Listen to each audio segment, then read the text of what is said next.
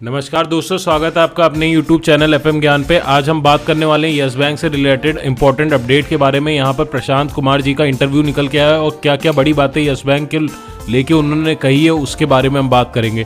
तो चलिए वीडियो को शुरू करते हैं। और आज जैसा कि आपको पता है वेडनेसडे 26 अक्टूबर को यहाँ पर शेयर मार्केट बंद था। तो यहाँ पर पहले हम यस बैंक की क्लोजिंग प्राइस देख लेते हैं जो कि कल की रहेगी 25 अक्टूबर की। तो 15 रुपये 60 पैसे पे क्लोज हुआ है और 0.95% की गिरावट देखने को मिली थी कल इसमें।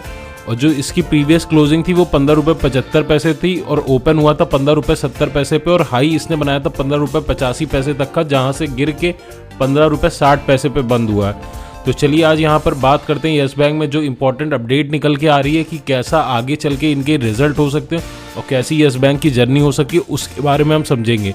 तो यहाँ पर इन्होंने साफ साफ कहा कि जैसा कि आप देख सकते हैं the transfer of our asset to the ARC should happen within November, and because we are working with reasonably tight timelines we are quite confident to conclude it within November।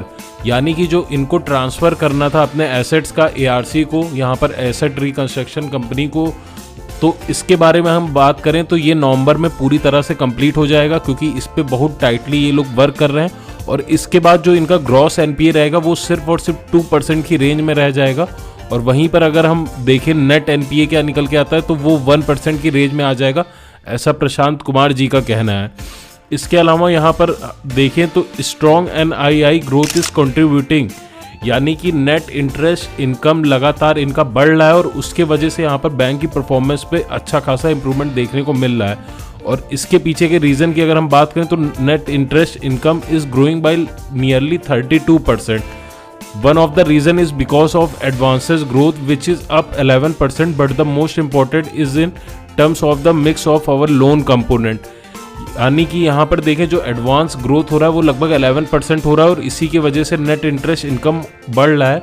दूसरा जो सबसे स्ट्रॉन्ग रीज़न है वो है loan component, यानी कि इन्होंने बड़े कॉर्पोरेट का लोन कम कर दिया है और रिटेल और MSME पे ज़्यादातर फोकस कर रहे हैं, जो कि स्टार्टिंग से ही आप लोगों को देखने को मिला होगा और हमने अपने वीडियो में भी बताया था जब से रिकंस्ट्रक्शन हुआ है। और इस चीज़ को अवॉइड करने के लिए ये चीज़ करी जा रही है। यानी कि इसमें देखें तो लगभग अगर SME की बात करें तो 43% ग्रोथ बढ़ा है लोन में यहाँ पर।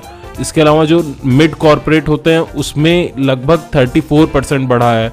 और इसके अलावा अगर हम देखें जो लार्ज कॉर्पोरेट है उनका 18% के करीब इन्होंने लोन डिडक्शन करा हुआ है और इसी के वजह से यहाँ पर नेट इंटरेस्ट इनकम का मार्जिन जो निकल के आ रहा है वो काफ़ी अच्छा देखने को मिल रहा है।